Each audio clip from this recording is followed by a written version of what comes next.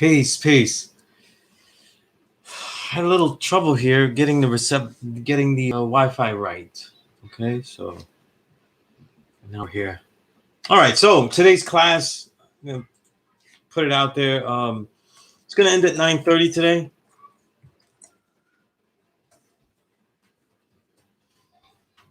I am utilizing the abilities that I have digitally to share something of usefulness for everyone that goes back. All the students that I have, they can go online and check it out. And because of this wonderful capability, though, it allows me really just to spend a little bit more time with my child. So there's no special other reason. There's no fancy work that I couldn't complete. That's the only reason. It is what it is. You know what I mean? So today's class will end at 9:30.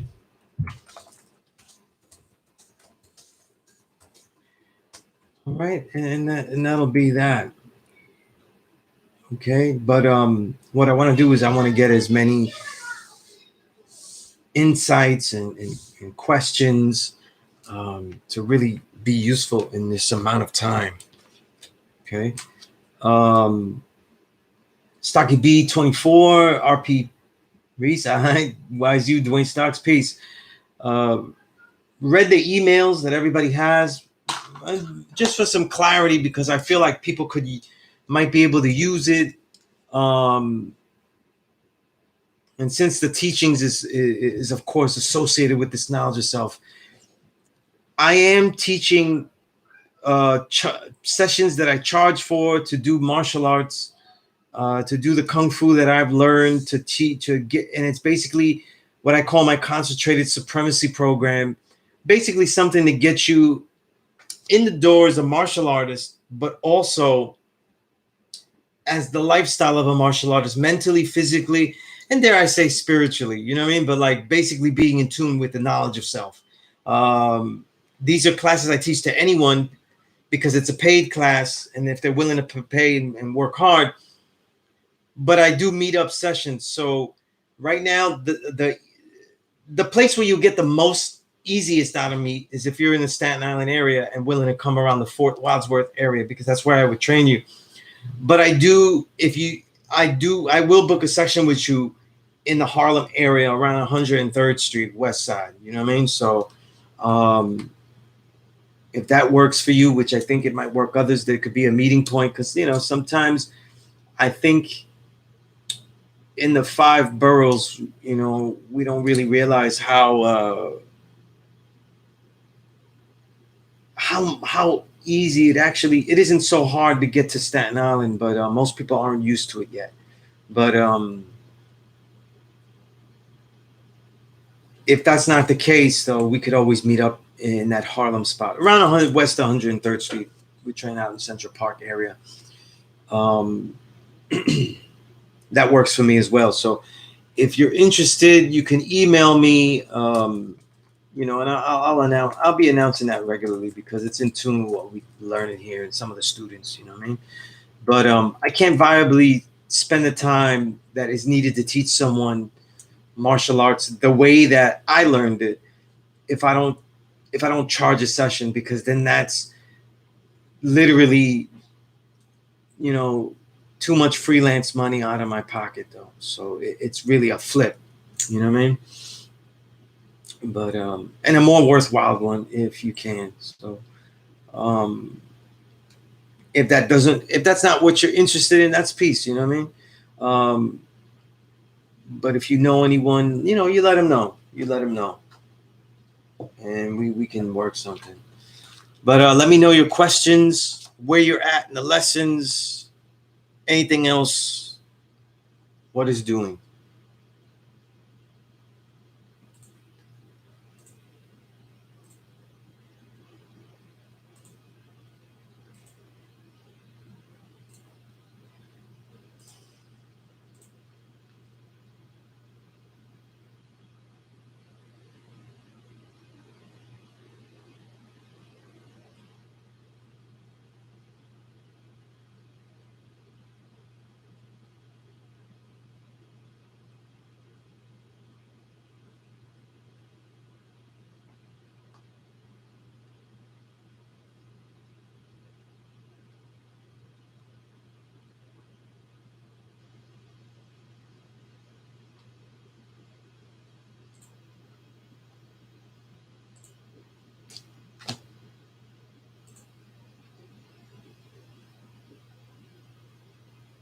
Wise you, good question. You know what? Great question. I'm at my home, so I could just go downstairs and get it. So, yeah, give me a moment. I'll go get that.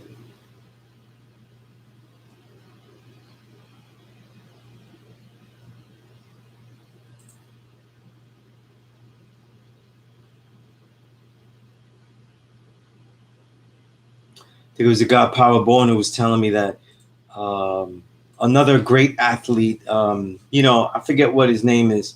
He makes his own, and it's just as useful. He's charging like nearly $40 if you have it shipped to him.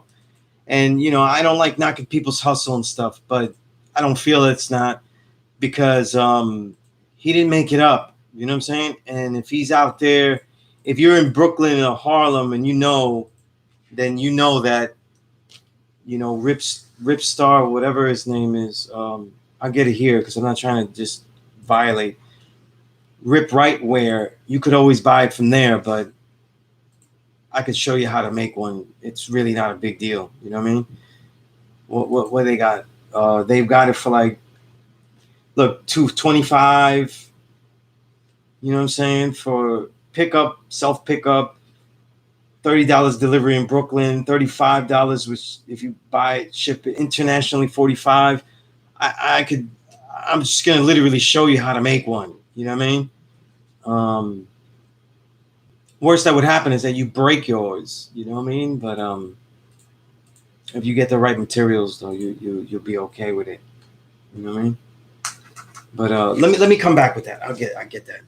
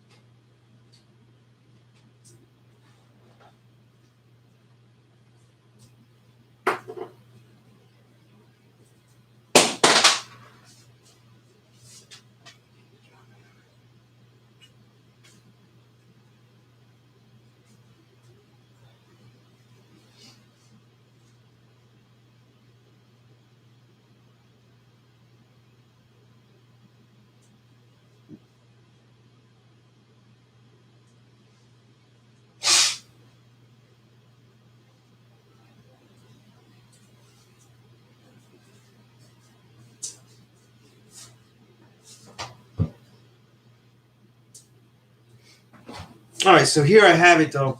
Let me move that chair back to the side here. So look, what I've done here is basically, it's really simple, man. I don't know why I have these rubber bands. You don't need that, but you just need a rubber band about this thickness. You know what I'm saying? These are two old jump ropes. You know what I mean? And it's cool because I have the padding on the jump rope, so it makes it for a nice, nice feel. They didn't deteriorate that much from the time I used it. And then basically, you don't want to get rubber bands. You don't want to get rubber bands that are too thick because they can give you good resistance, of course, theoretically when you're thinking like that, but they'll pop on you, and shit is real, so be careful when they pop, regardless of the size. They will pop. So you go to Staples, you get yourself a bag of, you get yourself, you go to Staples and you get yourself a bag of these. I got these white ones, so you can see the length of them. You know what I mean? Good. I just wrap them here and then the other side, right? And then at the bottom, I kind of do the same. Because they have this barrier here, so I have to worry about the top because it slides off here. You know what I mean? Whereas the bottom has that, the bump and everything where the rope would go in. So it has like kind of a barrier. So it doesn't really slide off from the bottom. You know what I mean? But the key here with these, you've got to stretch out so you can do exercises like this, you know what I mean, which is for the delts. Mainly the exercise I see them doing though on the Rip Stars, really these, but there's a whole bunch. You know what I mean? You have these where you can go back, go forward. You know what I mean? So you have the isometric holds. So it's basically a traveling resistance band. You know what I mean? And with handles though, you basically have the opportunities of cable press. So yeah, I can go this way, that way. You can do what I find, and again, it's what you find useful. You know what I mean? I tend to do a lot of what I just showed you. I tend to do a lot of these for the forearms. You know what I mean? And just scissoring them. These are the ones that I learned originally from Marvin Gatlin. You know what I mean? And I would stay out there with him. These, where you put one hand here, and you could just go up. You know what I mean? Get your hand in there. I got all the jewelry on, so it's a pain in the ass, but you know what I mean? And just really be working the resistance. You know what I mean?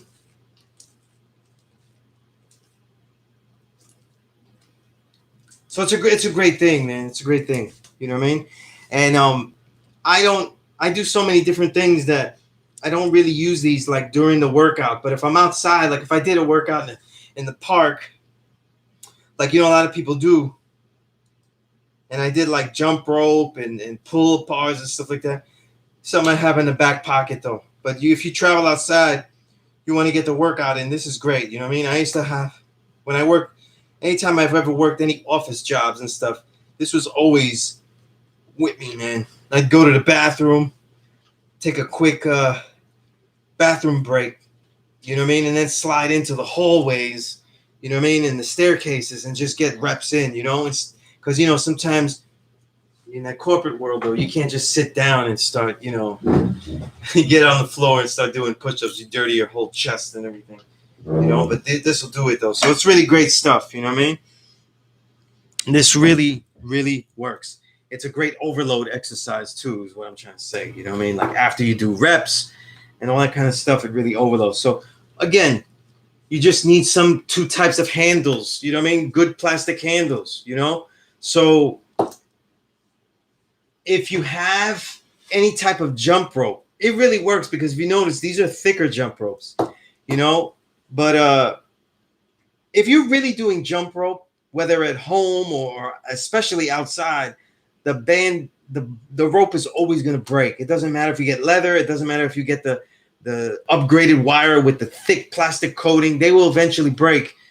So it's worth it to just keep those handles now. You know what I mean? Just keep the handles, A lot of speed ropes, I don't think they have a more thinner handle. But if that's what you got working, then that's what you got working. What you do is you just kind of like run that band around it to make it really tight.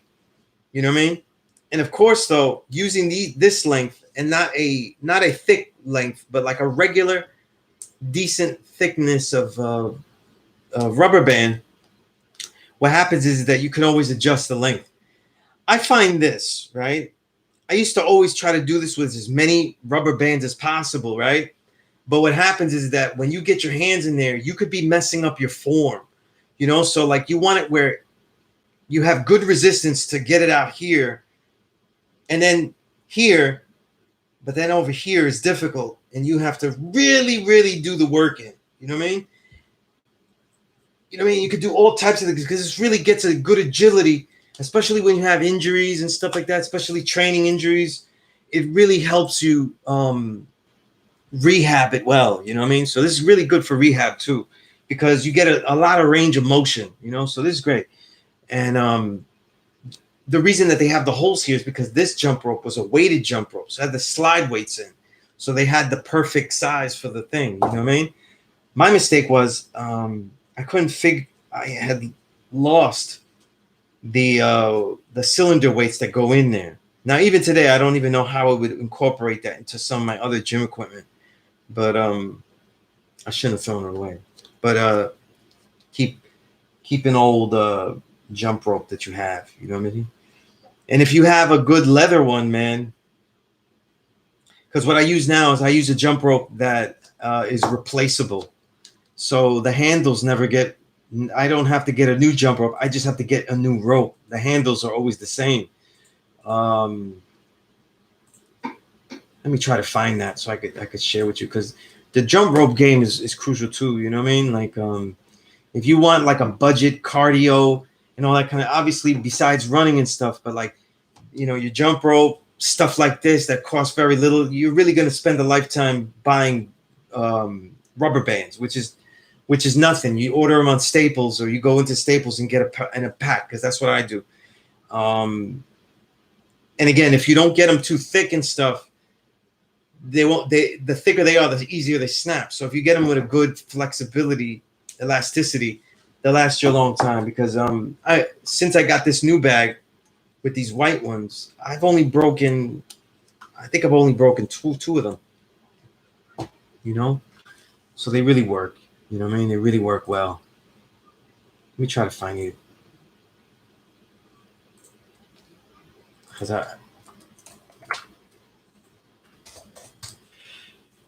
what is it?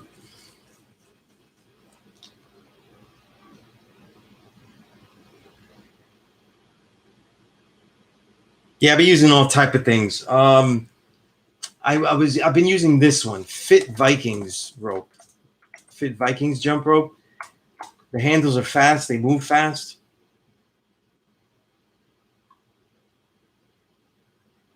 I mean, I don't see a website for them, but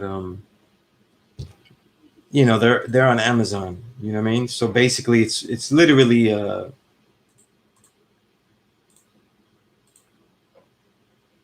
very thin handles, very thin, you know, steel handles. And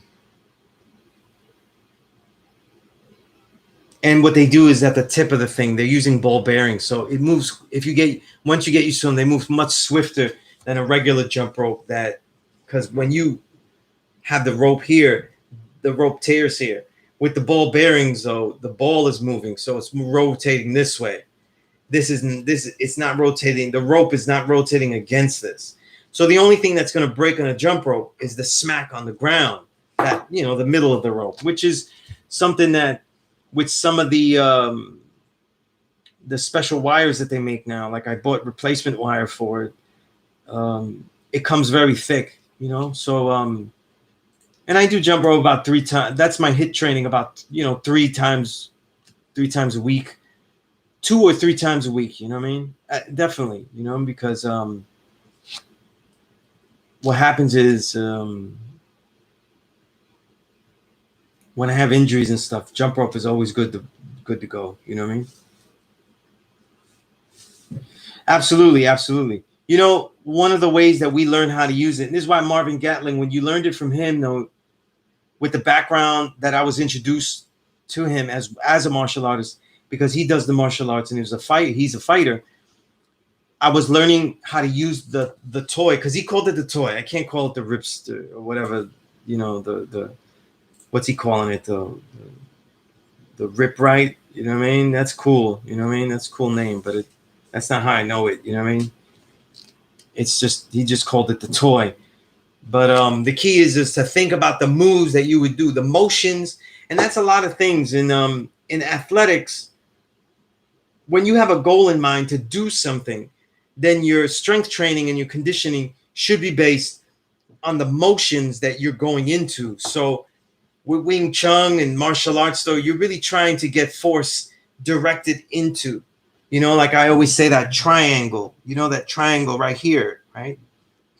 I'm extending it here, but these are the base, and then the base is my chest, and then those lines come here, so it comes out. You know what I mean? It's a triangle, you know, and that's where all force goes in. So you're thinking of, and these are, you know, this would help you with that. You know what I mean? Just keeping things in line. You know what I mean?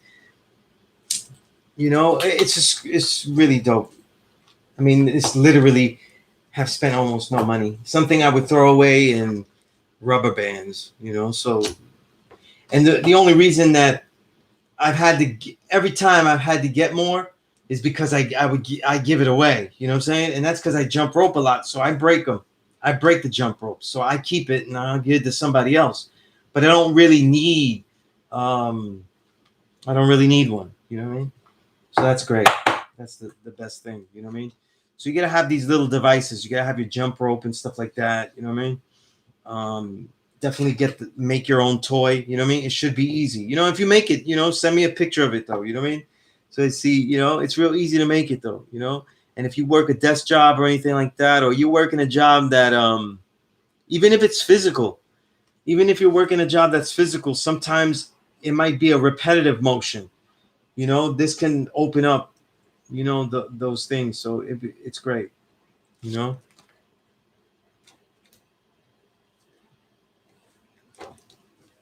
Let's see what's.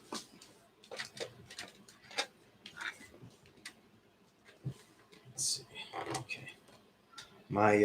I have a fan under my laptop, and the wire's a little messed up, so it turns off if I move it. So since I moved, it turned off. And I realized it because my laptop is getting hot, but it's good now. Fan is back on. That's all the best we could do. But yeah, and that's all you got to do. You know what I'm saying? That's all you have to do. You know, and I know I was building with you got Power Born and everything like that, and as far as working out and stuff like that, a lot of us have trouble with diet and stuff and how to get leaner and things like that. No one will get leaner unless they work out, not the amount of time you work out, but the intensity by which you work out. How hard do you do that training session? You know what I mean?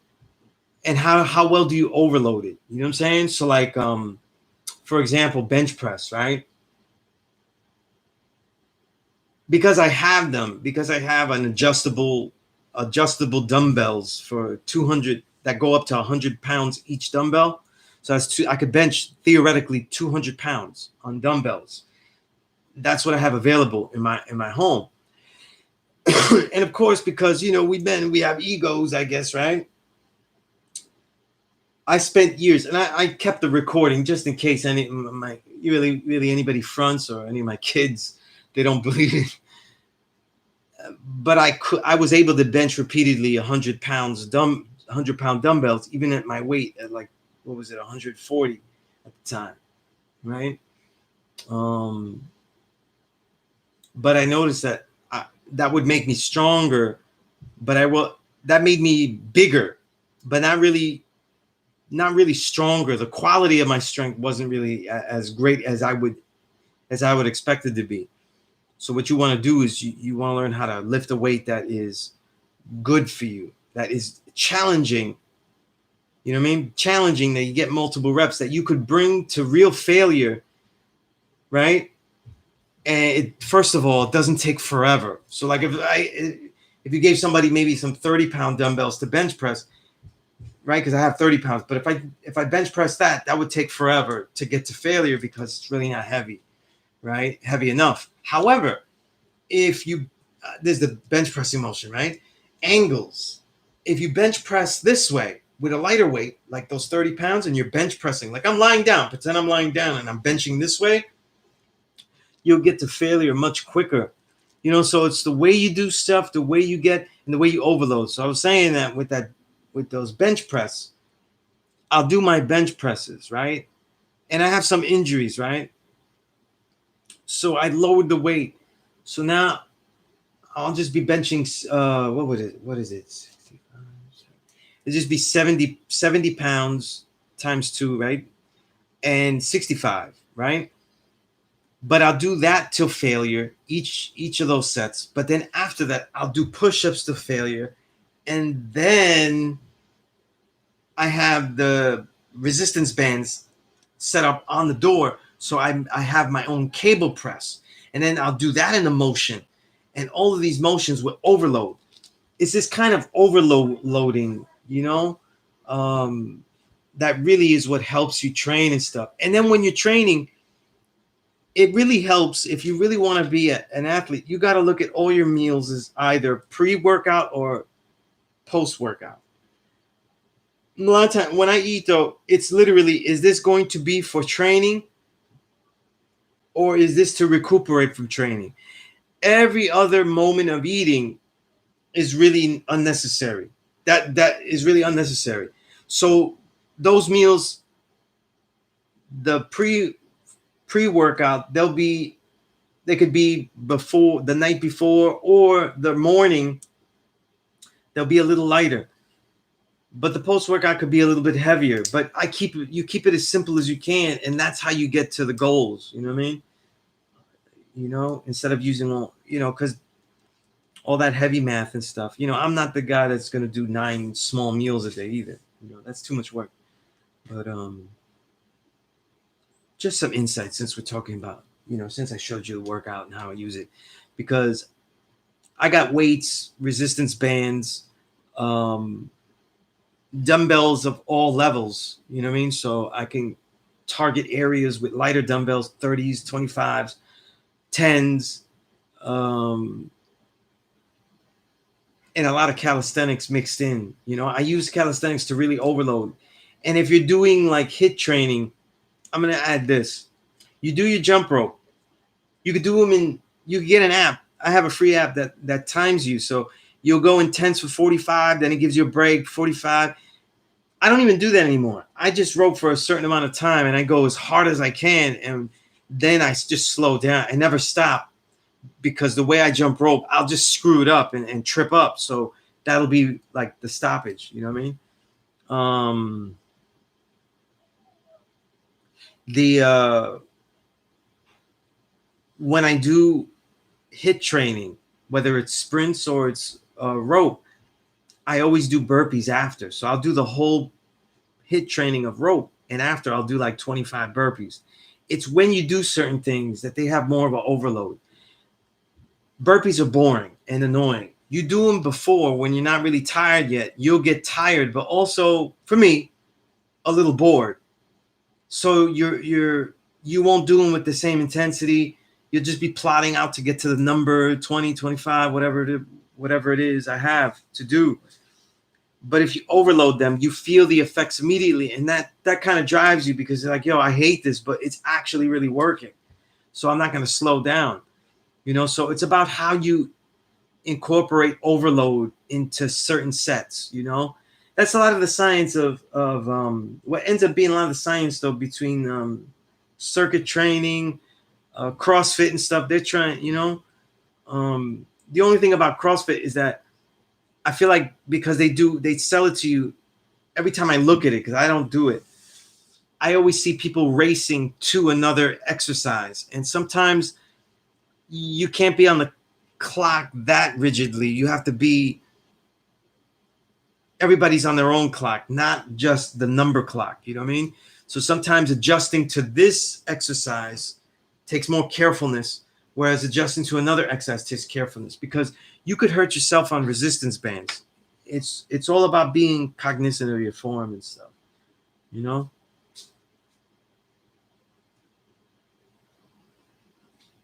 But peace, light, visible. Quatis, yes, Quatis, I read your email. Definitely, definitely is peace, you know?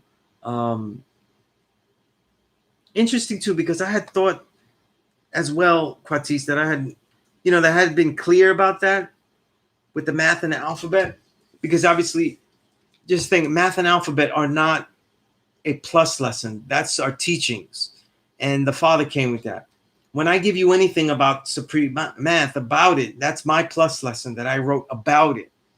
You know what I mean? So there are no definitions to memorize that I give you. So anybody that has my builds, those are my builds, and it's just to help you get insight to what it is, and also to help you develop your questions, and also to develop your own unique definitions.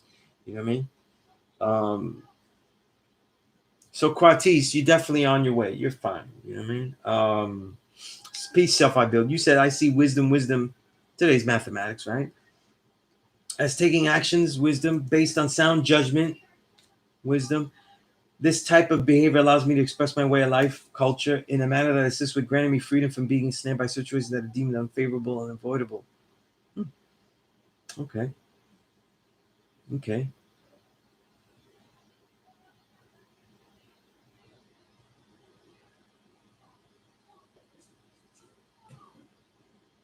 I like the way you made that sound judgment is something that is active. You know what I mean?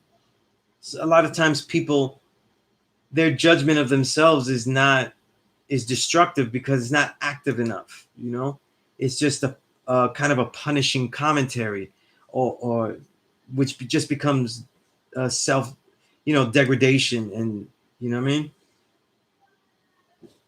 Having a mental dialogue that just talks down to yourself can be very useless. You know what I mean?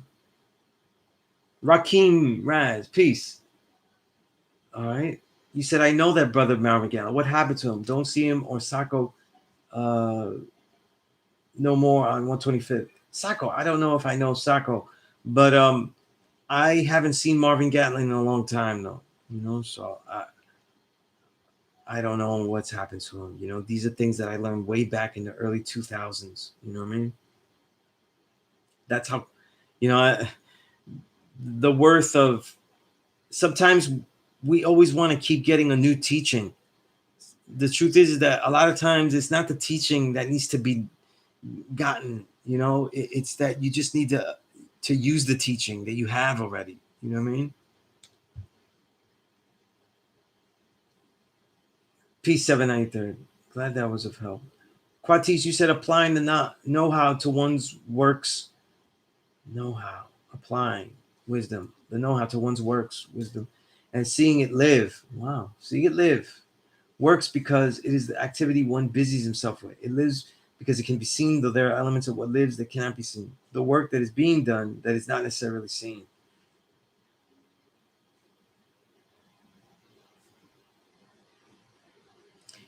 That's interesting. I'd love to see like a good assignment for you, Quatis. Just a mental exercise is to describe what is the know-how to something. You know, what is the know-how? You know, very interesting. It lives because it can be seen, though there are elements of what lives that cannot be seen. The work that is being done that is not necessarily seen. At this very moment, I'm experiencing my stage work in tackling another language. Right, right. Definitely see that.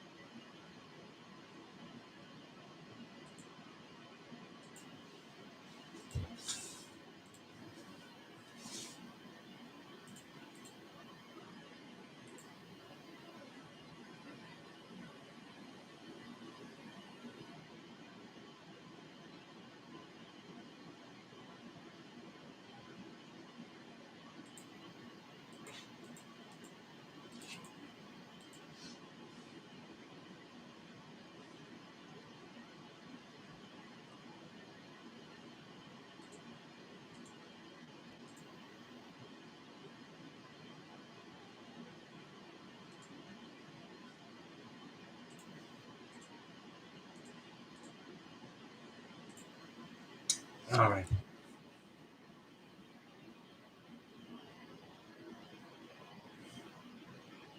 Oh, I feel like Rakim, you having trouble spelling it. Sekou. Right, right. Sekou. Yeah, I haven't seen Sekou in a while either. You know what I mean? Definitely. I met all of them because of I was when I was always with Savior Knowledge and learning with him, and Savior Knowledge was in tune with everybody. So when I would go, he would put me in tune to people.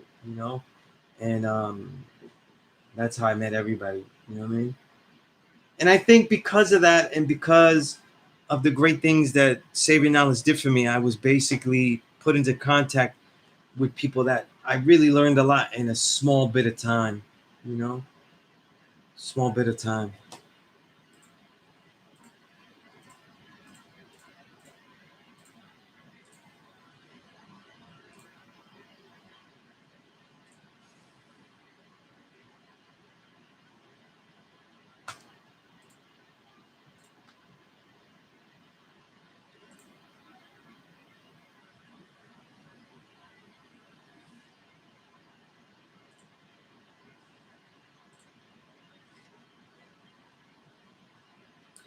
Gaining mass, true self, good question. Um, I'll tell you this. Sometimes it's about my journey's a little bit different, you know what I'm saying? Because as a vegan, I was very bony, you know what I'm saying? And that was because I was eating the wrong food. So I've been able to gain gain lots of weight depending on how I was actually, you know, um, eating. You know what I mean? But I would say this, right? I do more cutting, but I do more of a workout to get the quality of the muscle. So it's very easy for me to gain because I eat a lot of grains, a lot of nuts, a lot of seeds. You know what I'm saying? And I found that to be a way that really allows me to bulk up. You know what I'm saying? Um, what I find sloppy though, what hasn't really worked for me when I compare it to others, um, brown rice is good for you, but it just makes me sluggish. So I don't like it personally. Obviously with my children and stuff, I have them eat that and stuff. It's great, but not for the training that I'm doing. Um, so I'm leaner now. So what am I about? 11. I'm about 11% body fat. 11%. I'm in that 11 to 11.3, 11.5, 11 point. I eat a little extra, be 11.9, but I'm in the 11 range, 11% body fat range. You know what I mean? What it is that you want to bulk. There's no such thing as no damn dirty bulk. You eat shit, you're gonna end up with shit. It's not gonna Food does go where you want it to go, the better quality food it is. You know what I'm saying? And things that can bulk you up and give you mass quickly that is really good for you is I found a lot of tempeh, right? Not necessarily tofu. I find that doesn't really bulk me up at all. That's more of a thing. My daughter likes it. You know what I'm saying? But tempeh, because it's a mix of it's fermented soy, which makes it healthy, organic fermented soy, mixed with grains, usually 3 of them, right? And that can bulk you up because it's usually like going to be like some organic barley, millet, and rice, and usually like a wild rice or something like that. That could really work. You know what I'm saying? And again, I can only give you this as a vegan. Someone who's not eating animal foods. You know what I mean? I actually have done this without protein powder because I just run out. You know what I mean? And a lot of times when I'm having protein powder, it's really because I'm being lazy to take the time for a meal. That doesn't always work. And the protein powder has been more useful because of the chlorophyll. I get the amazing grass powders. You know what I mean? And I'm just trying to open the site so I could share it with y'all. I love these products. They don't cost much and they taste really good, man. Um, what else? I always eat a huge salad. If you want to bulk up, like you just want to get big. You're not really caring about the body fat, but you want to do it healthy. Because this is something that I cut and actually cut me down a lot. I was always in the 12 to 13 and I easily got to 11. And I think it's because of this partly was I love olive oil, and I eat it salad all the time. You know, that's always my last meal, my post workout meal is always a salad. So I don't have a dish. I just have a salad, and the things that would be in that dish would be in there. You know, so I would eat quinoa. Quinoa is good. It doesn't have that. You don't get none of that like just loaded feel. And the reason I don't suggest brown rice is because brown rice has different qualities. You know, the more quality the brown rice, the more quality it'll give you. And look, I keep it real. I just can't afford to get the best brown rice there is all the time. So I might have to get Trader Joe's brown rice, something like that. Not all brown rices are equal, even though all of them are much, much, much better than white rice. If you want to bulk up, white rice is a waste because it's not going to give you anything. It's just going to transfer things into sugar. You know what I mean? You don't want to do it with just flours and stuff like that. The bread I eat, because my pre-workout meal or something like that usually will be like a bean soup and almond butter sandwich with a little bit of preserves, meaning that it's like jam but no sugar added, just the fruit. And the Ezekiel bread that I always talk about. You know what I'm saying? And that's a meal. I only do a pre-workout meal if I'm going to work out like 4 hours later. That because I do pre-workout meal very early. You know, I don't want it to be part of my life while I go out there. But if not, if I have to do the workout earlier, it'll just be fasted. You know what I mean? But and then I just eat that one meal, and it'll be large and stuff. And then I snack on some nuts if I'm really, really that hungry. You know what I mean? But bulking up, I was mentioning the salad because you can have a great salad. You put the tempeh in there. You put things. If you're going to eat meats, I don't suggest any of that kind of stuff. But if you're going to let the try to deal with the wild salmon, stuff like that, something that will give you good omega-3s and good quality, and put that in your salad. You could I always put beans in my salad. I always throw some lentils, some type of black beans or something in the salad. But I liquefy my salad as a dressing, and I just use limes or lemons. I don't use any oil. But if you want to bulk up, olive oil will make your salad taste great. It's a quality oil, and it'll bulk you up. You know what I'm saying? Those are things you could do to bulk you up. You know what I mean? Real quality, you know?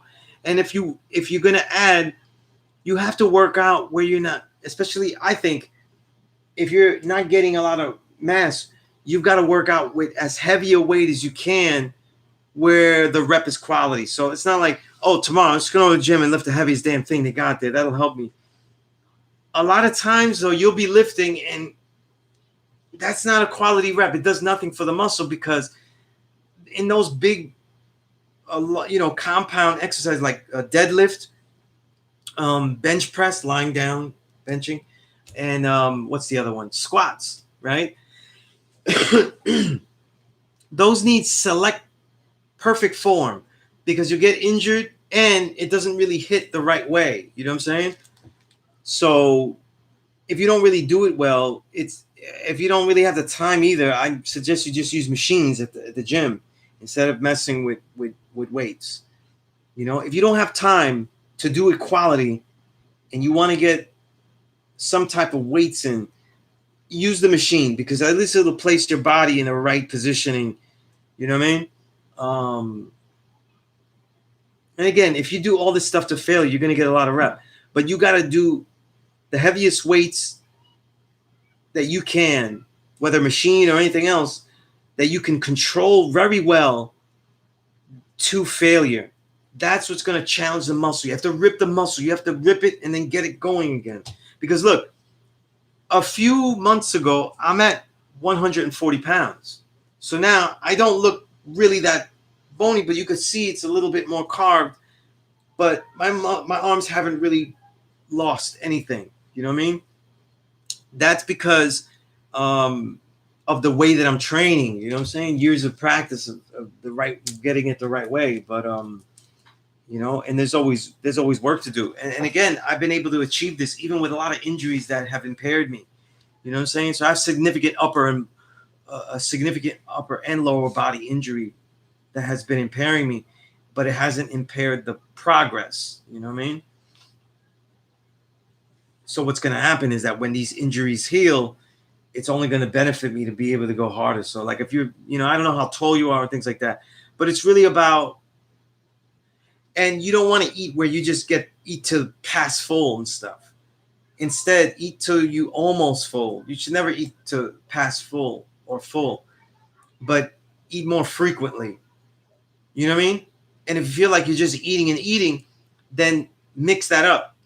When you eat something or right before you're going to eat something, do small workouts if you want to eat repeatedly. That way you're always challenging the muscles, challenging them to grow, but also challenging the body by giving them more fuel. Then you kind of be activating it though. It's like you're telling your body what to do, you know what I'm saying? Right?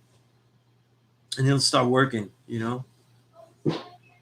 Quatis, you said you finished reading the 50th Power. I mean, it's a good book. It's a good book. You know, I hate the type of career that 50 Cent has. You know what I mean? It shows such a flip-flop integrity toward the quality of the music and the integrity of it. You know, I could never support that. You know what I mean? Especially with his average rap skill. But I don't want to say it's all worth it to get that book. But the fact that he's popular and he shared such insights in that book is, you know, it's worthwhile. Salute to him. He's got a new book out too about Hustler and stuff. Because the 50th Law was good, I intend to read that. You know what I mean? And when I say that, though, I have so many damn books that, you know, Self I Build knows, you know what I'm saying? How many books that I'm talking about that I get overloaded. That's why I'm still working on trying to categorize my whole library, my digital library, because it makes it so much easier to get the type of books and the subjects ready to read that I'm looking for, you know?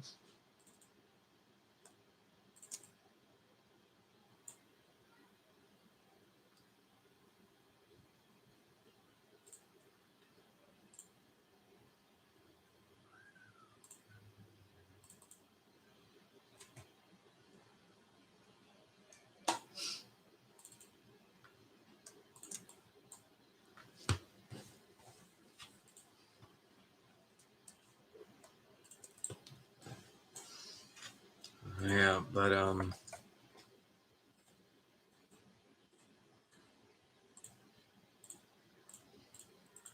yeah, again, if you're tuning in now and stuff like that, if, hopefully I'm not being a bother with this.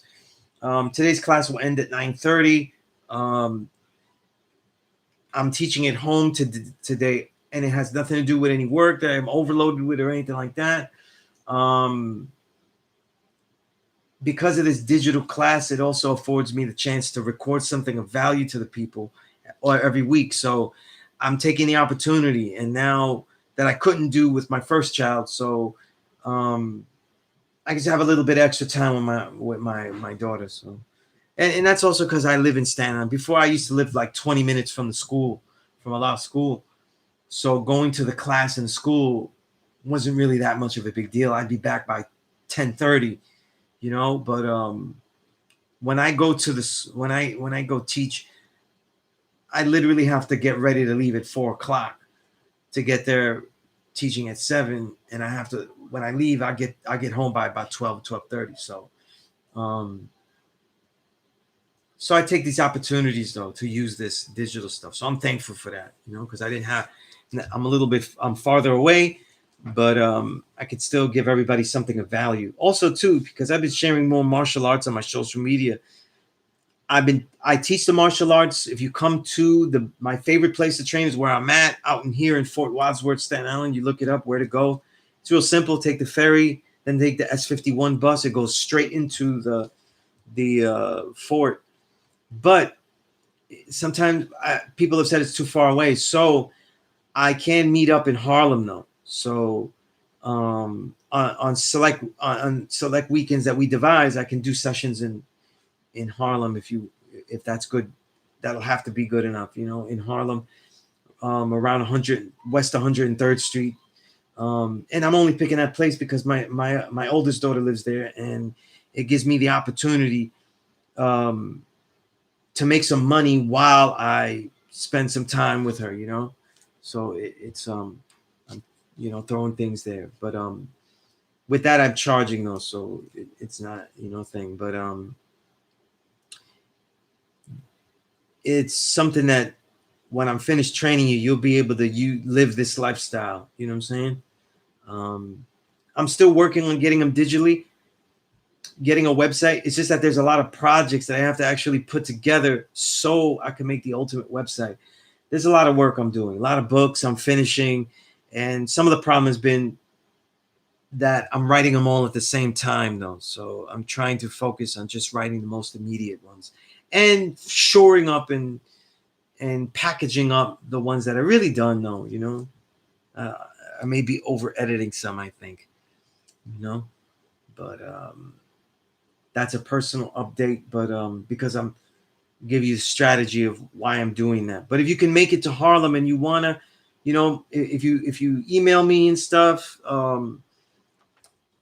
we could always work something out if you have a certain amount of money, because it's not going to just be one session that I'm going to be teaching you, and it's not just going to be while you're with me that you'll be learning though. There are a lot of other things that I'll expect you to be doing physically and mentally, um, to develop yourself as a martial artist. And if you're learning this knowledge yourself, then this course is definitely going to have special things that other students that aren't dealing with the knowledge of self, would be learning.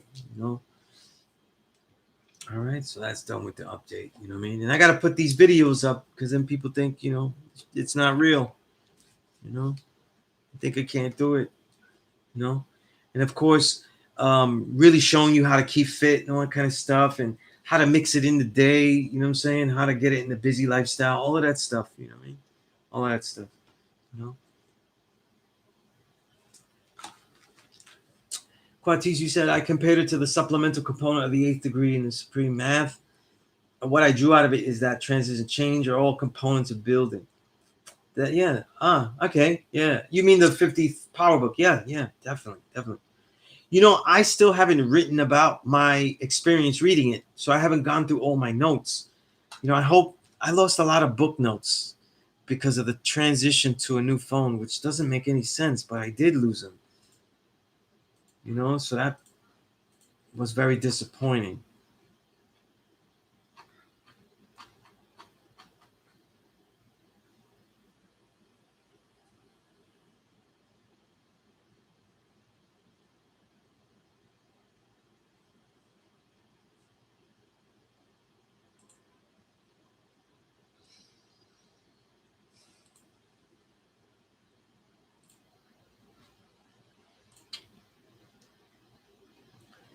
Quatis, you said to be constantly growing is to live out our way out a way of change and transition, borning anew with every build destruction, right?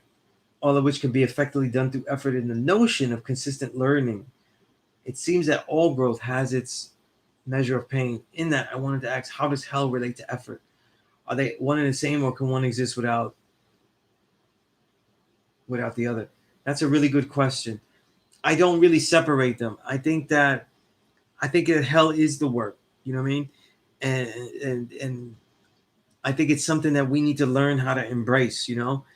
Mathematics is positive and negative. You know what I'm saying? Not, and when we start to look at hell as something that is more of a negative mathematics, then we start to realize that we are actively engaging in that. And if we learn how to deal with what we're dealing with, then we'll learn to realize that the new world, Allah world manifest, isn't about going to hell where people are hurt, but devising the real work so that we don't get stuck in that hell that seems imposed on us. Part of the reason that we're dealing with the devil's civilization is because we didn't check ourselves and the separatist mentality that we were already developing. That's something that Yakub brought to the forefront, right? Especially today's degree with how old is the founder, right? That's something that he brought out. So when we think of things that way, then we start to realize, you know what I mean? Then we start to realize that this is really all us. It just seems hellish though, because the work has been overloaded. Why? Because I think that one of the reasons Yaqub even has to do that is because we lost the love. We lost the intention for righteousness. And that's what causes the separation. The loss of intention of righteousness. The love hella right. It's powerful, powerful, you know? Right?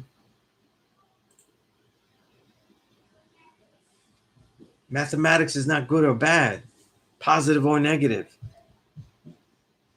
right? It is just necessary. And always builds toward righteousness because it builds naturally positive, but it has negative poles. So, right? Kam Islami, peace. Saba, peace. All right. Mm-hmm. Oh, I'm talking about digitally. My physical library, I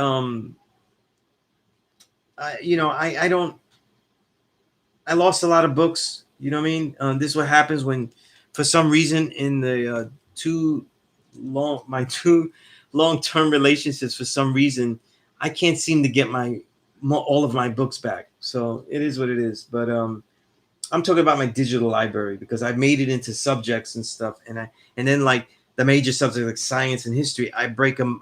Working on breaking them up into different authors and or subjects and the history into different areas of the world or um, time periods of ancient history. Like ancient history, just have its own bracket. But are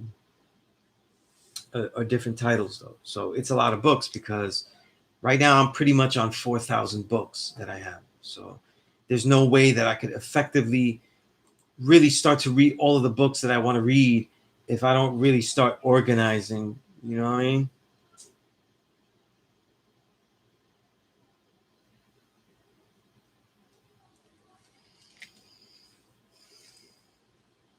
Yes, I don't know. You like to break up the words that way. I don't know if there's any relation to that.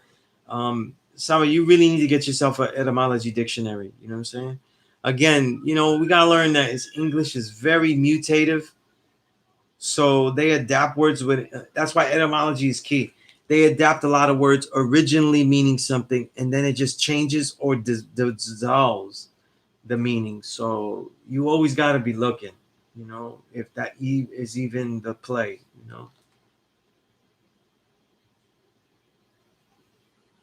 Right, right. You know. Thankfully, the amount of books that I've lost, I got to keep it real. There's only two major books that I really want that I have to get that I cannot get digitally. That I had and I lost, and I got lucky because they happen to be available. So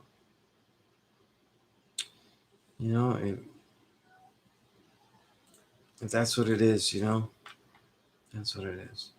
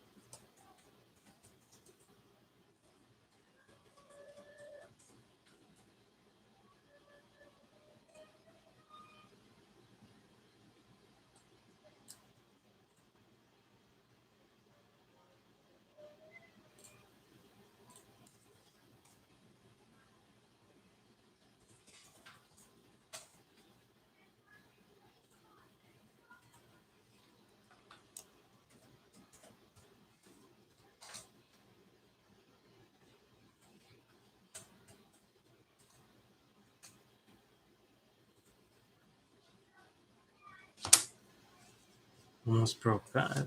Okay.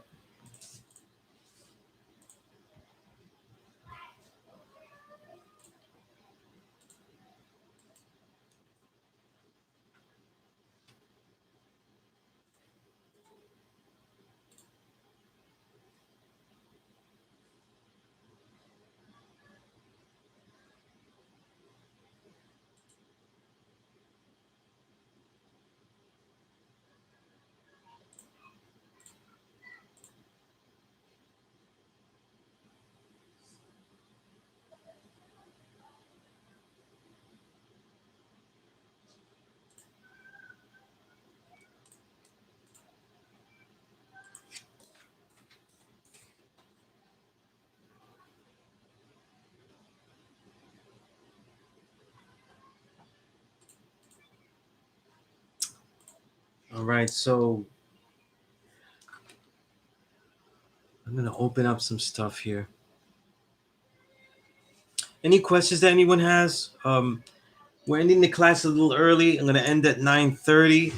So I really want to get everybody's questions in. You know what I mean? I looked in my emails. I think I answered everybody's questions.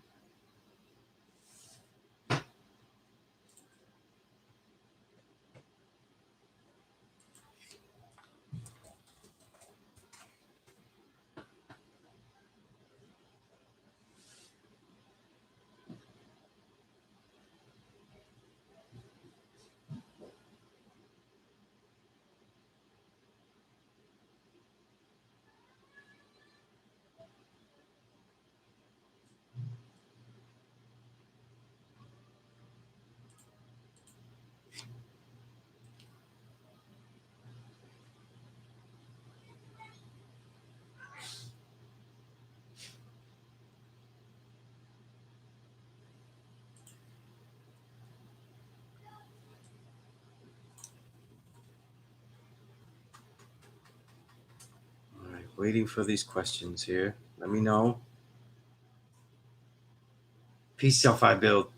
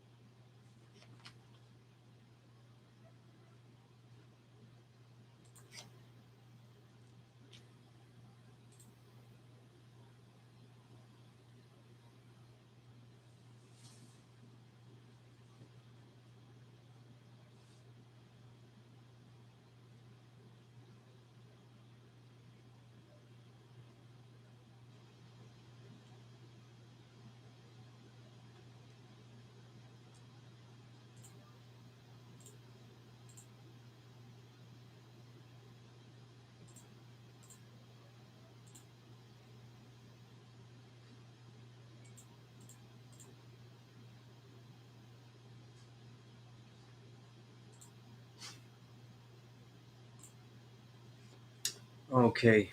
Quartis, you said, what is your take on the current state of how much historical truth can be told about the U.S. and the scare about critical race theory coupled with diminishing voting rights? Knowing that the voting is just a way for public to engage, is there a wave leaning towards a civilized way of rule? I don't think that. I think that every civilized step this country takes, though, is always done as uncivil as possible. Um, you know what I'm saying? And it wasn't. No matter what, though, this country wasn't designed to. Um, it's based on propaganda. This country's based on propaganda. You know, it's based on misinformation. You know, so critical race theory is something that absolutely um, doesn't make any sense being taught in an American school. You know what I'm saying? Um, I think the guy Rakim Shabazz, who has his Wise to Don't TV, he makes a point that I bear witness to. He says all this argument about critical race theory is about other people. I don't think that one of the subjects that we should always be teaching our children, especially with the knowledge of self, is history. You know what I mean? Everyone else will be useless in teaching our children history. You know what I mean? And there's no way that we can identify as an oppressed people and then also expect history to be taught correctly. That doesn't.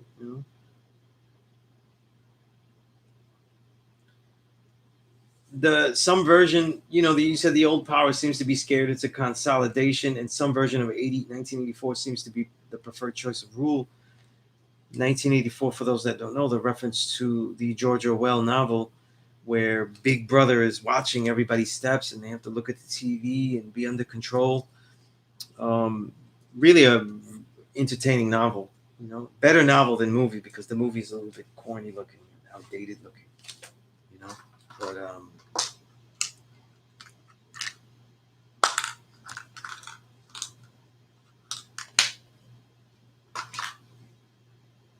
but I think, yeah, I just don't expect anything, I don't know why we have to fight about that stuff.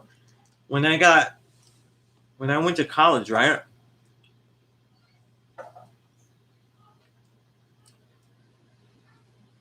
And I was learning in the Black and Latino Studies department. I learned from my mentor, Dr. David Traverso, that all of these classes that I thought were like, wow, this is amazing. Like, I didn't know any of this, and I'm going to school and learning all this stuff. That there was a real big fight to learn all this stuff. You know what I'm saying? That there was real struggle just to teach, any of our history. And even that had to be continuously fought for, you know what I mean, to be secured. So this country's not designed to teach us our history,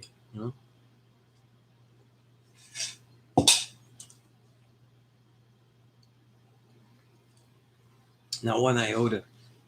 So these arguments about critical race theory, when you say it like that, critical race theory, every time I hear it that way, I think if it's critical race theory, it's something that's presented to you as a critical view, and so you, the student, are expected to critique. That's not Western education, especially education of the westernized U.S. Westernized U.S. history is based on propaganda. So why would they teach you a truth? Like, why would they? You know what I'm saying? Like, it doesn't make any sense. So even if they engaged it, it wouldn't. And another thing, I'd be disappointed immediately because I don't think that we have enough black scholars of merit that the school system that have gone through the official school system, right? So they could be allowed to do that. They have to be official, right? To be accepted in there, I was like, I'll give you an example. I was, one of the most heralded scholars, black scholars is Gerald Horne. you know. And I have a lot of his books, you know. I collect his books, you know. He has all different topics, you know, and some books has really good information. But there was one book I read, and I was just like forever disappointed. Where probably the next book from him has to be really intriguing to me that I read, or I'm just gonna say the hell with it, because and just use it as a reference because like he has some books that I definitely want to read, like The Counter Revolution of 1776. I have Slave Resistance and the Origins of the U.S. and that probably confirm what I'm about to say. I haven't read it. Or Confronting Black Jacobins, the U.S. Haitian Revolution and the Origins of the Dominican Republic, which there isn't a book like that, so I'll probably read that anyway. But there was a thing he said in the book about called Facing the Rising Sun. Let me get the subtitle to that. Right. Here's why I read it though, right?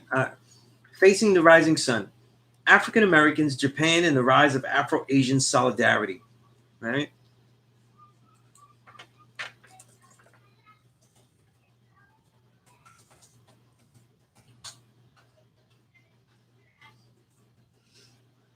There was so many jewels about the relationship in real history, about the relationship between Asians, the fight, the way Asians were trying to propagandize anti-American sentiment among African American soldiers, the way that there was a solidarity between African Americans and Japanese and other Asians, the way that there were heavy influences in that reflect themselves in the early makings of the Nation of Islam, which for this author, Gerald Horne, becomes the reasons that the word Asiatic, like Asiatic black man and things like that, become prevalent.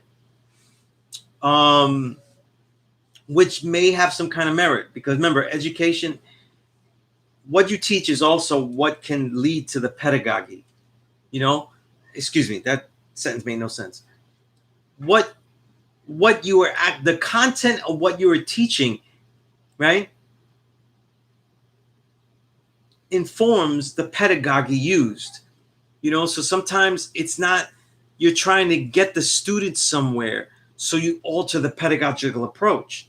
And in this case, maybe amplifying the Asian relation and thus Asiatic being used as a term. That may be the case. It may not be the case. You know what I'm saying? However, when I was reading Gerald Horne's book, I was like, wow, there's some really interesting connections. But there was one part, and I got to look through it. I don't know if I have that note headline there. I think I do highlight it, so it'll take me too long to find it. But he actually was like, if some of these things went down and this anti-American sentiment actually caused African Americans to complete their Marcus Garvey ways, to complete a secession, you know, things that Elijah Muhammad was advocating, right? By any means, then Gerald Horne says that he would be in very much disagreement with that, and basically alluded that the America that we have today is the America that he wanted, you know. And as a you know, I just can't bear witness to that statement as a black man, you know what I'm saying? Saying that in America. And I certainly couldn't relate to it though, as an original man who has been colonized by America for for over a century, you know what I mean? And that's why I'm here, you know what I mean? So it led me to think that that's one of the most detailed, with the most diverse books as far as the amount, the size of his bibliography, and the diversity of his subject matter. Gerald Horne is at the tip top, you know. Not too many scholars have written about so many different things. And yet, he's the last person I would expect to even be worthwhile if we're calling it critical race theory. How critical could it be? You know what I mean? We're still building on things, and basically in a way of saying in the same perspective, saying like, listen, this is America. It's what it is. And even people that are supposedly activists and they're more militant that you see on Black Twitter and things like that, their concept is that there's white supremacist boogeymen. You know, like they still, white supremacy is a thing, and all the Karens of the world are just the ignorant minions um, engaging in it and accepting it. But that cookie cutter build isn't quite the problem, isn't quite the reality. You know what I'm saying? There is a world of Karens, though. But to call them sometimes to separate themselves as like a whole bunch of Karens, that's not really the white populace. You know what I'm saying? The white populace receives white privilege whether they engage in, whether they revel in it or they don't.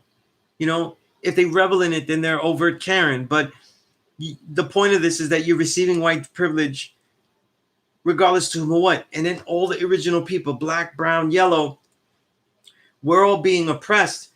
And we see each other as having privileges that each one doesn't, when in fact we're having little allowances. You know what I mean? Allowances in perspective and allowances in acceptance that, you know what I mean, that are pitting us against each other. So they're all different levels. You know what I mean?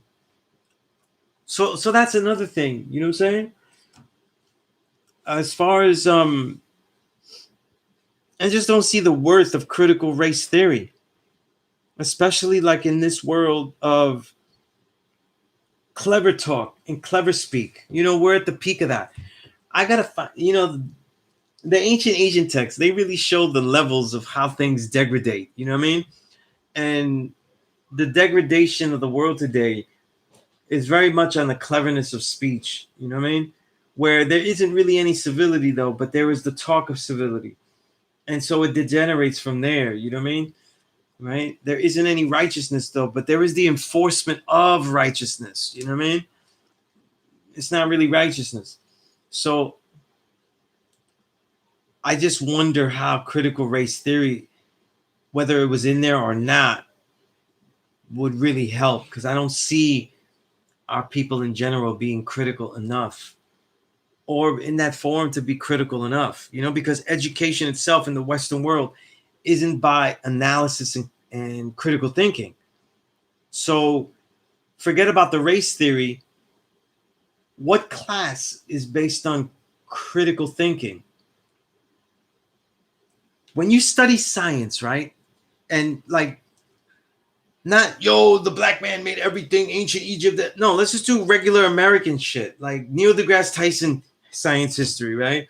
Where he gives you all these jewels, but white people made it. Which white scientist really made up something without having to go against the grain, or that he was identified as saying, this is a genius, critical thinking mind, and we're going to further him? I don't know. The majority, not all of them, there might be some, but the majority aren't really people that they saw as valid, and they put them in the laboratory and said, go to work, baby. You know what I mean? Nah. The majority that have really analyzed this world that we're living in, though, and came to real conclusions and stuff, are those that have been critical, challenged, and been ostracized by society. And the when you look at like their histories of these scientists, it's crazy how that's most of the sciences. That's most of them. You know, from Einstein to Galileo to, we could just go to the 20th century and look at these scientists. They weren't really looked on like that. And then if you say, no, there are, look at these guys. But when you look at them, where are they from? They're not even American, right? Because this is American critique. What we're going to say, Max Planck, you know, in the Planck scale with quantum physics, he's German. How about, let's see, maybe the history of, if you want to find an American, maybe Richard Feynman, maybe, you know what I mean? Where I could say, like, I guess his endeavors were supported. You know what I mean?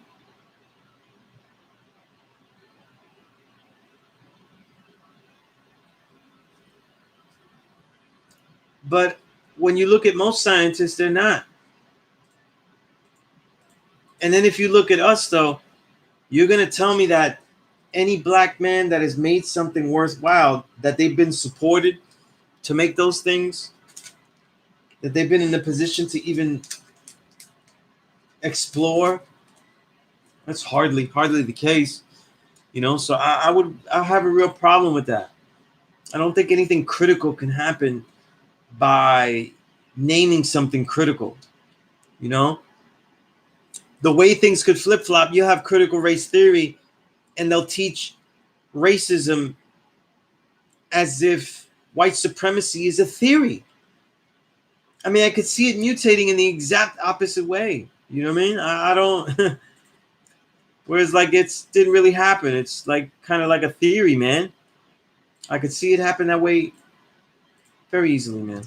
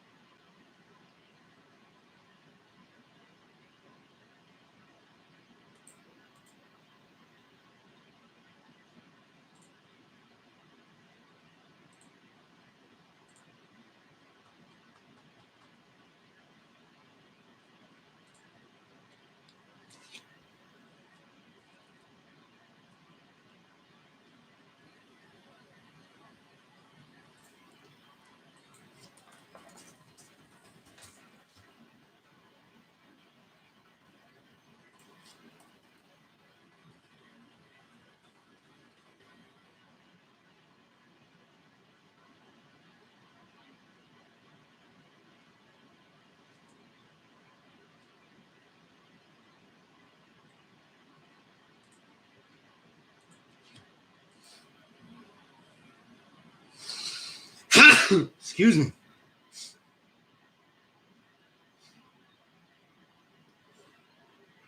Yeah, I actually don't know if critical race theory is being taught in the classroom, Quatis. I still, I had thought, and I still think, and I think it's still an argument that is being had, you know, making it everywhere. So I don't know if they're even teaching that anywhere like that. You know what I mean?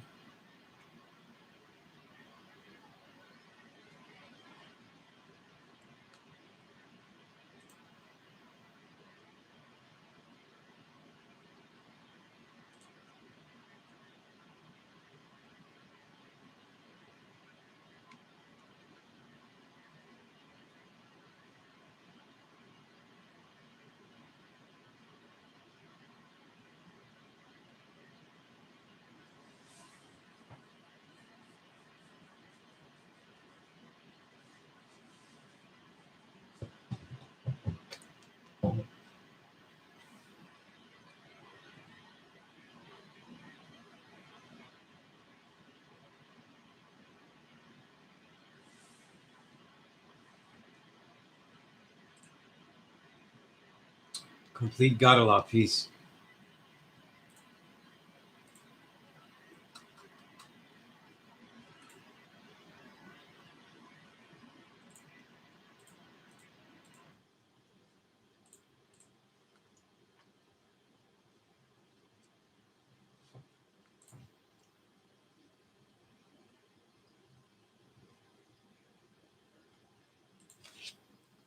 All right.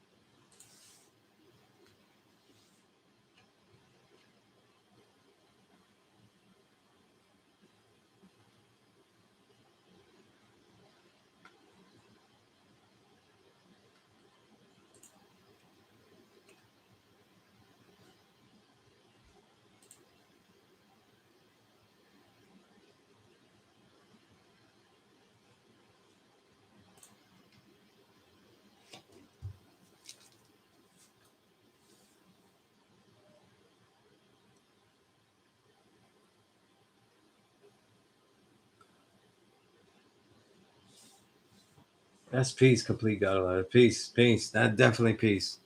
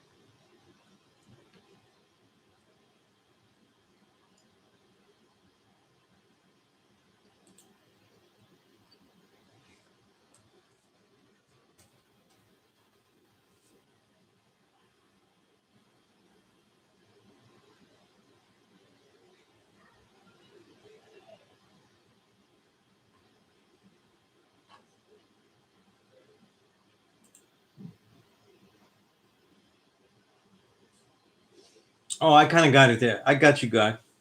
I got you.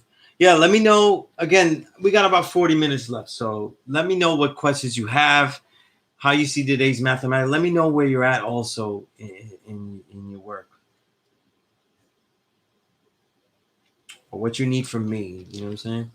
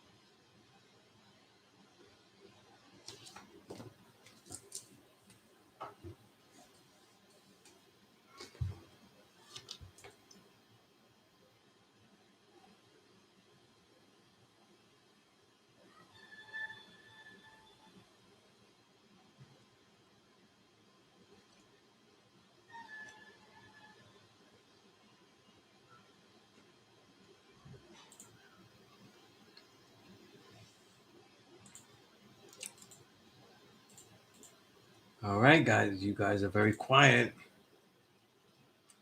I'm not hearing anything. Let me know what's up.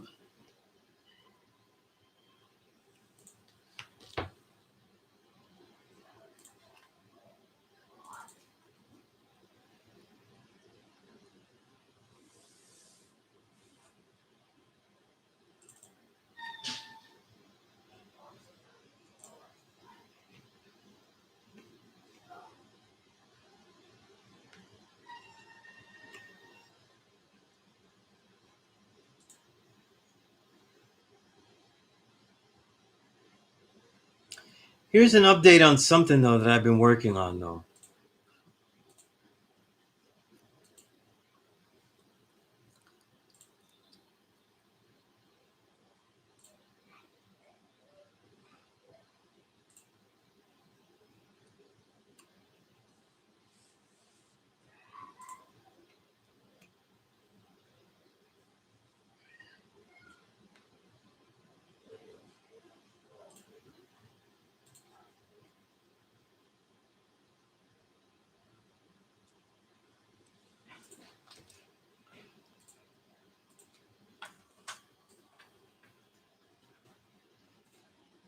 The Earth Jewel had asked me to make a book list for the Earths, you know what I mean? And obviously, I don't see a book list differing from. I'm gonna answer that question, Quatis, and read that build, wise you. But asked me to make a book list. Now, the beginner book list is for everybody. I don't make book lists and say this is for man. You know what I mean? There are books that I think are specific for men, of course, but those books are not in the general supplement. So the sciences, the histories, um, background of this nation, you know, like Starmel's books, those are books that everybody has to read. But something specific for females that deal with their stories, I pretty much, excuse me, I pretty much have this down. You know, let me see if I can. And I've been trying to add on to it, and I've reckoned with the idea that this book, that this book list will be for now, 2021, and I'm just gonna call them version one. You know what I mean? Like there'll be versions. Um, so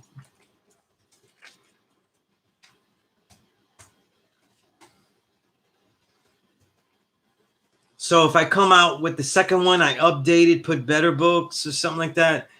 That I think are better, they'll be better. But specific philosophy books, specific history books that are about women's history, specifically the original woman, science and health, specifically toward the original woman, coming of age bio books, because I think those kind of books are very important for young girls. You know what I mean? And that is a list that probably should be bigger, could be definitely bigger.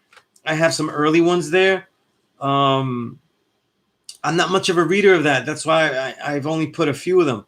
Biographies, certain women's biographies that I think are very crucial, um, to get a start in, to get an idea in, and then literature. So the list makes, how many I got here? 5, 12, 16, 26,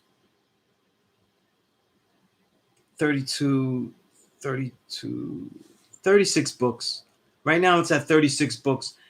I I think when I get it up to 50, I'm going to start sharing it. One of the unique features of this book list that seems to impair it, but not really, is that all of these books I have available to give you. Okay, so now I can give out a book list with all the books, which is not something I can do with the beginner book list. There are some books I just can't give you. I don't have them digitally. But with this, I certainly can. So that's an update on that. I'm going to fatten it up to about 50, and then I'll officially release it, and it'll be version one. Version one, knowing that it'll have a set date that I did the version, and it'll be revised from there for like better and better books. You know what I mean? Um, and except for one book, because I think it's great, all of the books are available digitally. You know, where I can give it to you. You know.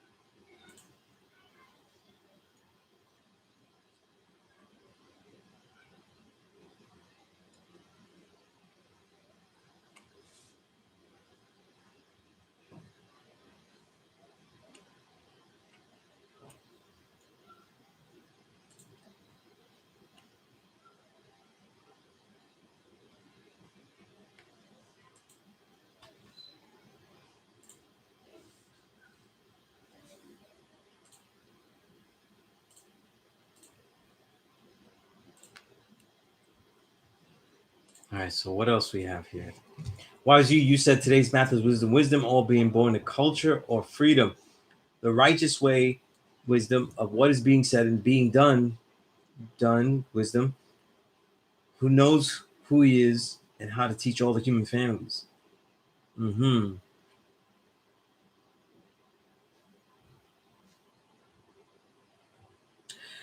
Complete got interesting. You said today's one of my faves, dealing with the victory and agreement of what is true.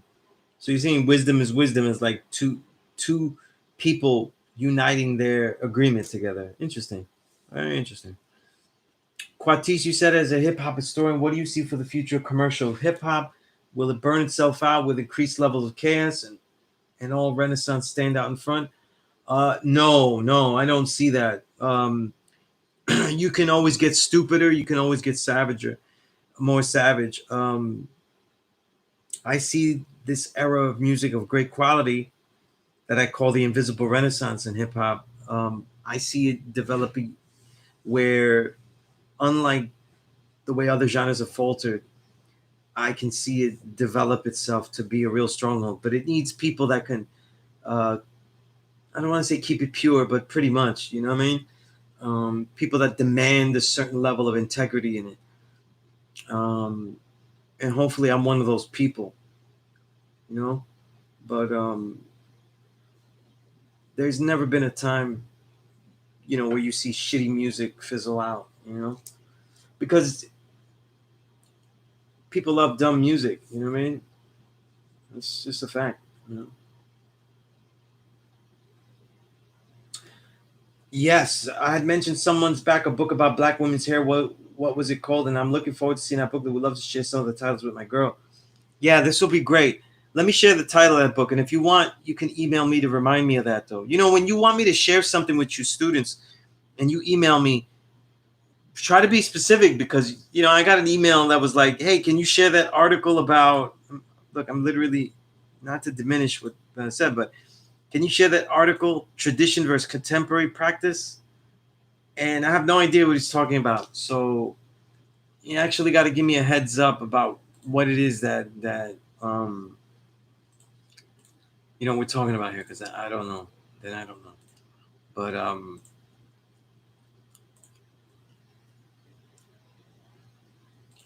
let's see.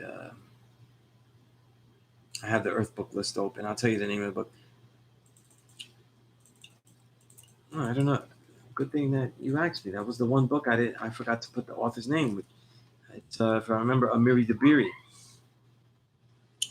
Not Amir. Emma Dabiri. And I gotta tell you though, it's not just a book, but I loved her writing style. I loved how she was able to write something scholarly and intelligent and insightful, but using her anecdotal life, but not using her life though as the proof. So it just gives an illumination of the direction of the work. It's a really, really perfectly read, written book.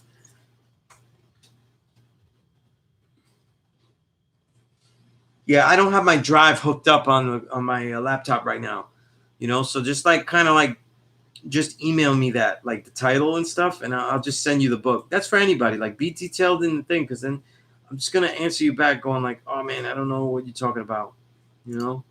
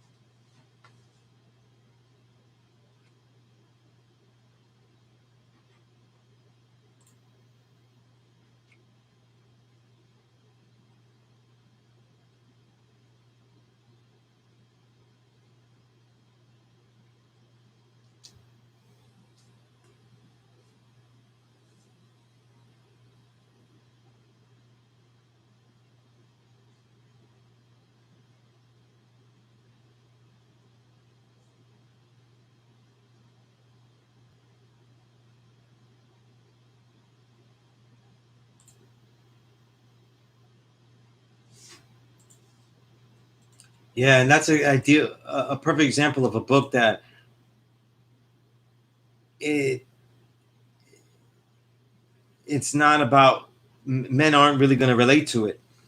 For some parts of it, though, um, black men with that hair texture that she's talking about, with that specific hair texture, not original men like me, they relate to certain parts directly.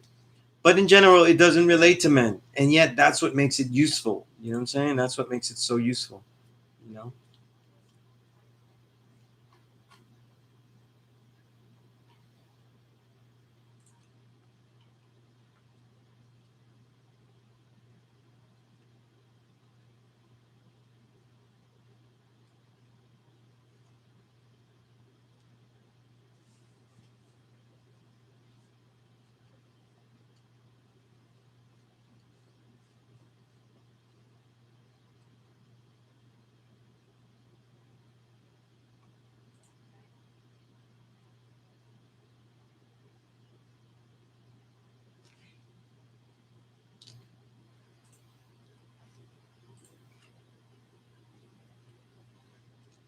So, but if I'm not, all the time that you, all the time that you have to ask you a question, what's my favorite movie? Um, I don't know. I don't know. Um, I do separate movies. I don't between regular acting movies and kung fu movies. So I don't know what my favorite kung fu movie is. Although some of them are dear to me, like Shaolin.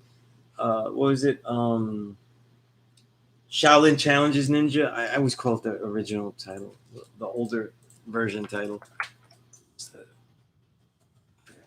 Heroes of the East. Um, all of the classic Gordon Liu ones. Um, Jet Li, Donnie Yen, Jackie Chan classics. Jackie Chan. I love Who Am I? I love that movie. You know what I mean? Among others, I love Drunken Master 2. You know what I mean? The '94 movie. I love that.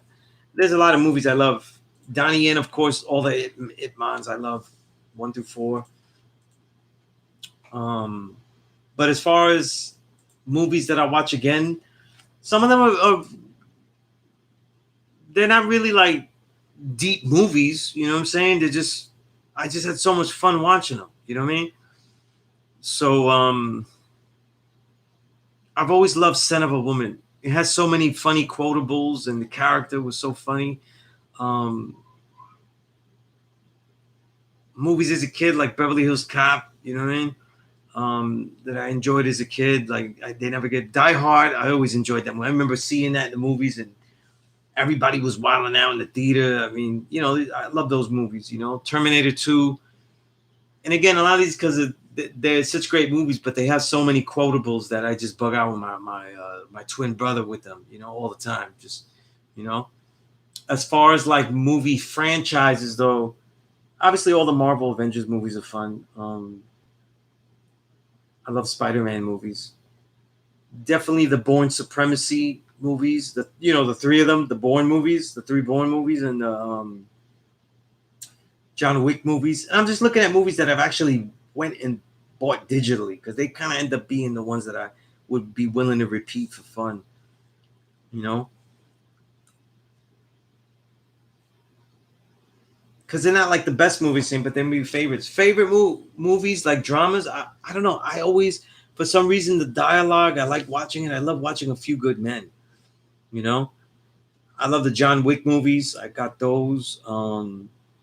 Good Will Hunting was always a movie I like dialogue wise too. I like watching those movies. You know what I mean?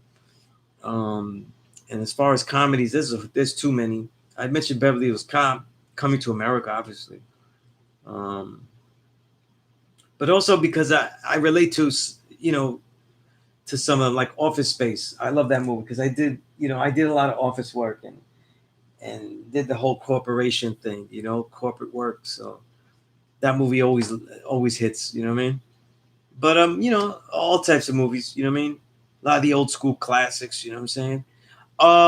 Definitely a favorite movie of all time, though. I'm really a big Humphrey Bogart fan, so I love Casablanca. I think it's a great movie.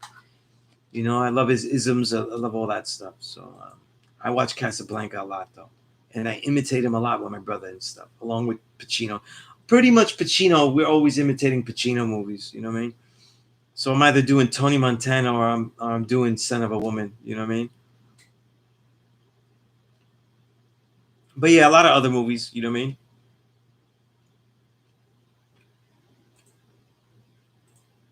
My brother's an actor, so I have a good palette of movies that I watch. You know what I mean?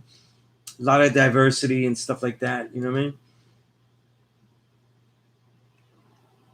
mean? Documentary about people. I didn't even know there's a documentary about people, Quartzes. I will not be checking for that. You know what I mean? I think I'll skip that. You know?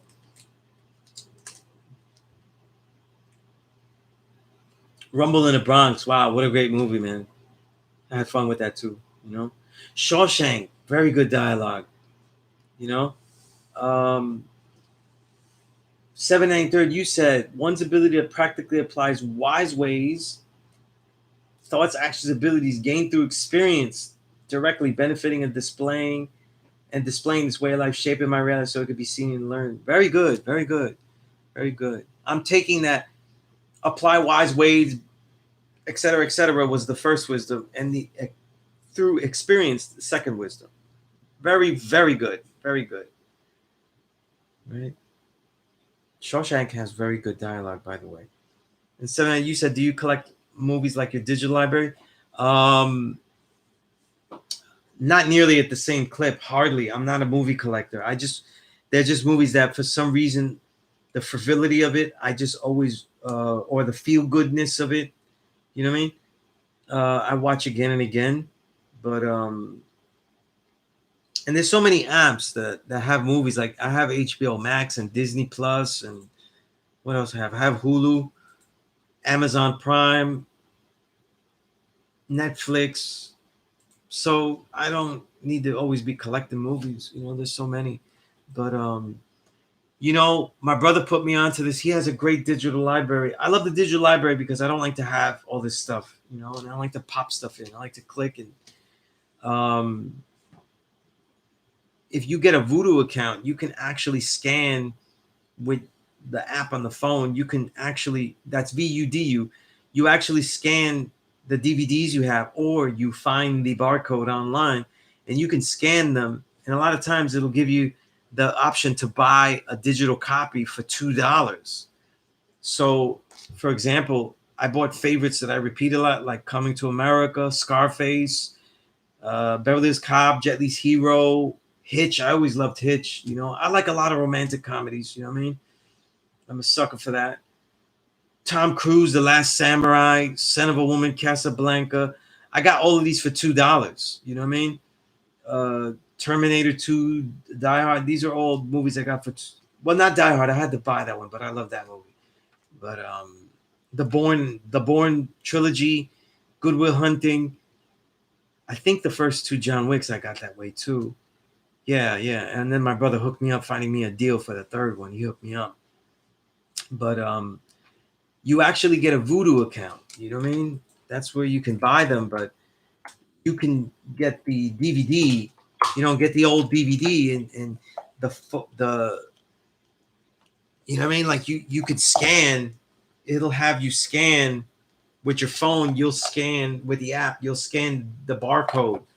If you don't have the barcode, you could find barcodes online, and trust me, you just put the barcode up on the laptop screen and scan it with your phone, and you'll see if it's eligible for $2. Sometimes a lot of them aren't eligible, but a lot of them are for $2. And if you really want it, sometimes they're available for $5 because they don't have a Blu-ray copy. Blu-ray doesn't exist available for that. So you get it like that. So you can actually get movies for $2. I have spent very, very little money making this catalog here. There's not that many kung fu movies. You can't get the Shaw Brothers and all that kind of stuff like that, like the classics. So, but again, I could watch those. Amazon Prime is where you could watch a lot of old kung fu movies. But some of the mainstream classics, classics in the mainstream I was able to get. Not Jackie Chan movies, but I do have Jet Li's Fearless for that. Into the Dragon, which is always gotta have that if you can. Uh, what's it called? What else to have? I think that's the only kung fu. Last Samurai isn't a kung fu movie, but like that. But Jet Li's Hero, which I love, it's one of the most beautiful looking. It is the most beautiful looking kung fu movie ever. So that's one of my favorites. The music, the look, the ideas in it. It's such a beautiful movie. But fun movies too. You know, a lot of times, you know, because I read so many books and stuff. If I watch something that I already have, it's going to be something that it's a repeater. So they tend to be more fun, you know. So I have Bad Boys 1 and 2. I think I got those for $2 also. You know what I mean? Fun stuff like that. You know what I mean? I didn't even want them. I wasn't even looking for them. And my brother had found a deal, and I have the entire Mission Impossible collection, you know, with Tom Cruise, the 6 movies, and the entire Dark Knight trilogy bundle. You know, I wouldn't always watch those, but you get the whole bundle for like a deal, like $3 or something, you know. But usually I stick to like fun movies as a kid, like Groundhog Day and stuff that I saw, you know, things, or an action movie that I like, you know, Spider-Man movies, you know what I mean? I think I got like 3 Spider-Man movies here, you know, right?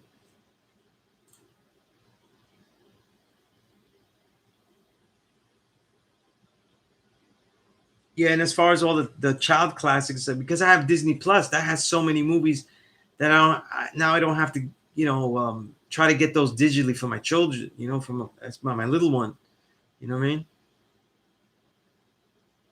So that works, you know what I mean? And I say I haven't really been watching like grown up TV. I've been watching lots of cartoons with my daughter, so you know. Pinocchio, that's a great movie. Yeah, that's a fun movie.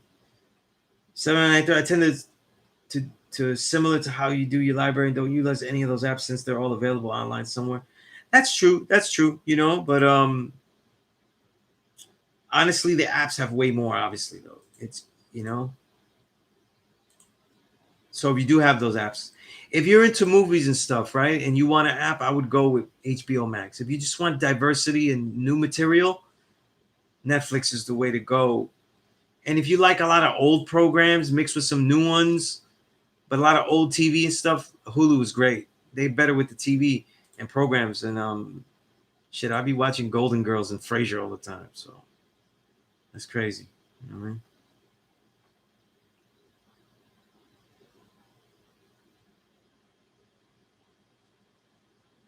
You know, and then when I get through with those, I might have fun with Cheers and what's the other one? Seinfeld. You know, but HBO Max is a pretty good app. They got a lot of stuff. You know what I mean?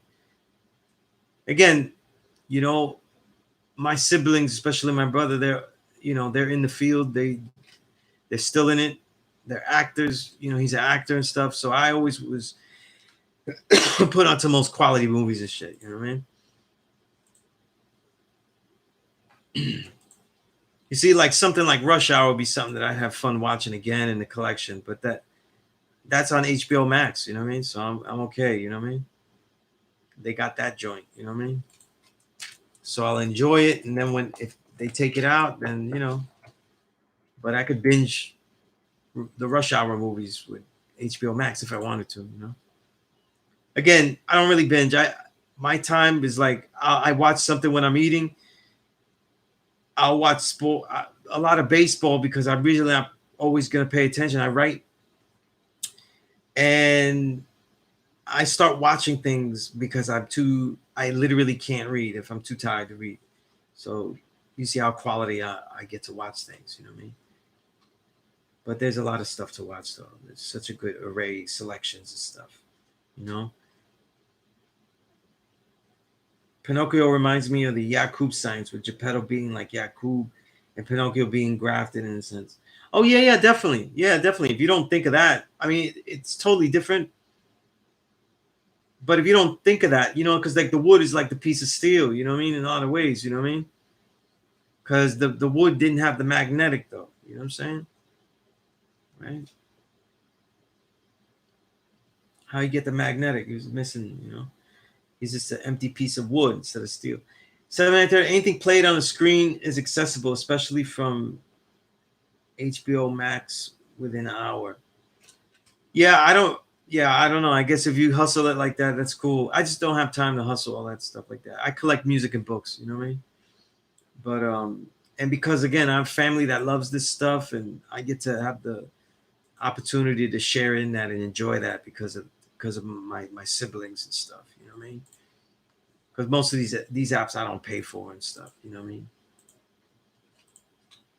You know, it's just siblings and brothers that look out. You know what I mean? Because I don't, and I get to enjoy it.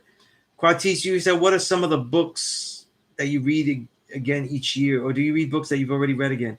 I find that some books have insights that should be revisited. I do have a list.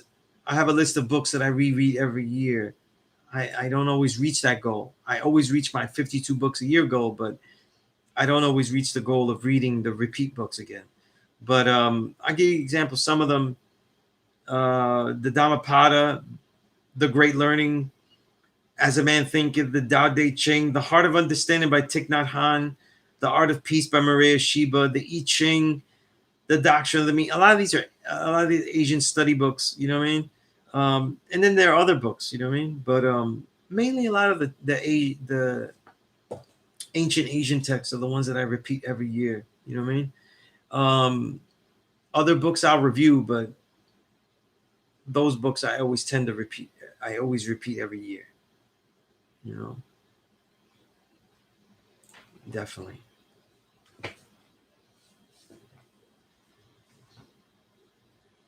Really, The Last Purge. I saw a commercial. I didn't know that was out yet or whatever.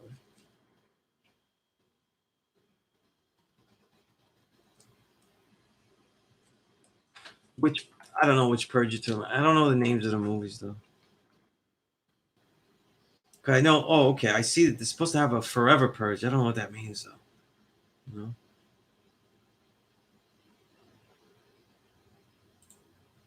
Yeah, those Purge movies are they're funny in their own way. You know.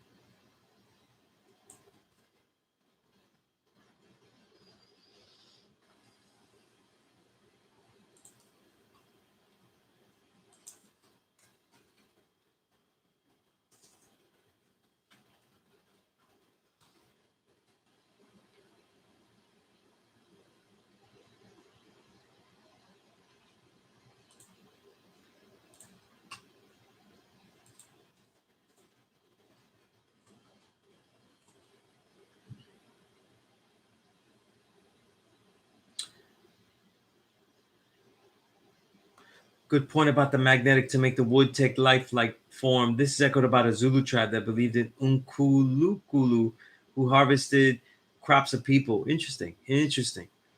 Wise you, are there any known? By the way, the idea of magnetic is something that is embedded in the society. So, you know what I mean? And if you look at white art, which is really like the movies, their stories are always about reckoning and being able to show that they are worthy. So it's it comes out, whether knowingly or it would just come out subconsciously. Wise you said, are there any known 5% queens in hip hop? Um, I don't know of any that are rapping. A lot of the good sisters that I meet, and there are a lot of them though, they're not in the nation like that, you know. Certainly, the majority of them are civilized. Certainly, good women, righteous women, but no, not in our nation with like the getting degrees or nothing like that. The earth, no, not that I can think of off the top. Mm.